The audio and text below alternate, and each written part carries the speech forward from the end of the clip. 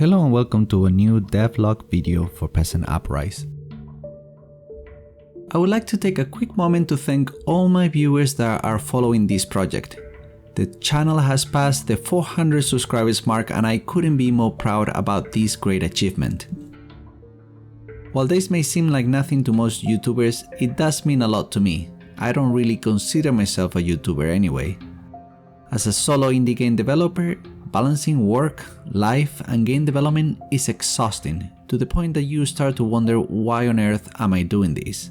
And the answer lies in the number of people that are following this project and would like to see it through. You are all my biggest motivators to keep finding time to work on Peasant Uprise each and every day. Moving on to this week's devlog, while auditing the second level, it became very clear that some changes needed to happen to improve the questing experience. To be clear though, I'm happy with the current quest system, but it's more about the experience. For starters, the quest marker was meant to be a placeholder, so it was time to jump to Photoshop to make something more final. I didn't go too crazy on this one and decided to stick more to the standard exclamation mark.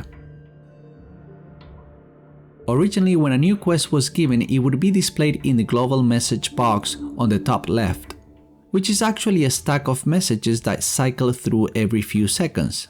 This means that the player might not get notified right away that it has received a quest. Also, you would expect a bit more enthusiastic message than this for such an event as a quest. I would expect some whistles and drum rolls and big splashy things on the screen. Well, maybe not so much, but I've changed the way in which a new quest is notified, and now it opens the quest menu with this shiny effect that indicates that a new quest was added. Also, the quest in question is highlighted.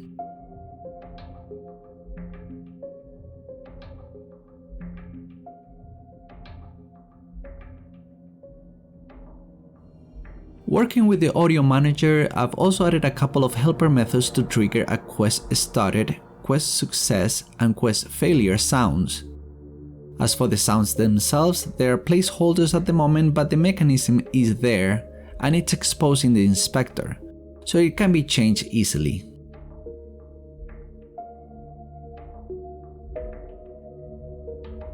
A new quest conclusion pop-up is now in place that will display the rewards of completing a quest, or whether the quest has failed. Finally, I have made a fundamental change in how the quest system operates. It's not a big change, but it's pretty critical to give me the flexibility I need to create quests that don't seem the same over and over. Yet, I don't have to create a unique quest behavior every time. So let's say that we have Gilbert and he's carrying a quest. As such, Gilbert will have a quest controller component attached to him. And let's say that when the quest is given, it's supposed to activate some wine barrels elsewhere in the level that the player is supposed to collect.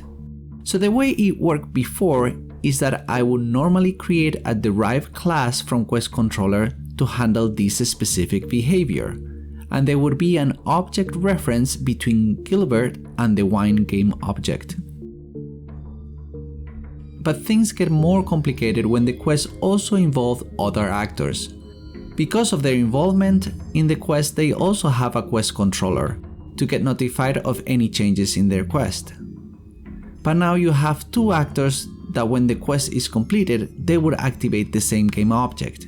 How I solved this before is to name an actor the quest giver, in such a way that only the quest giver will perform any of these special events. So I revisited this idea, reaching out to my trigger controller solution for help. I extended the trigger controller into a quest trigger controller, whose job is only to trigger on and off if a quest state has been reached. This quest trigger controller is really generic and it just turns on or off any components that inherit from the iTrigger interface. So attaching a Unity event trigger will do the trick. This trigger activates the object when the on event is raised. So all in all, I've managed to get this logic out of Gilbert's quest controller, making it more generic, and instead of using hard references, it now uses the quest trigger controller, which in essence will subscribe to the quest delegate to receive notifications of quest updates, and will call on or off in all the triggers it contains. What's more important is that now Gilbert doesn't know about the wine, or the wine about Gilbert. They are both completely independent. This is great because I can add a lot of new behavior without actually changing the quest. It's more about attaching a quest trigger controller to an object that it will subscribe to the quest delegate. It's also great because the quest trigger controller doesn't have any knowledge of what's supposed to happen. The logic now resides in little more generic triggers that can play a special effect, or play a sound, or animate the object.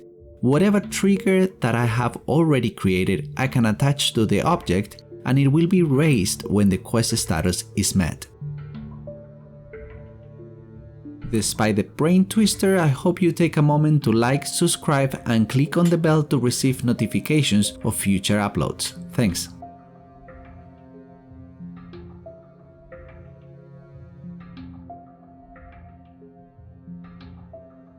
With that said, I'll see you in the next update.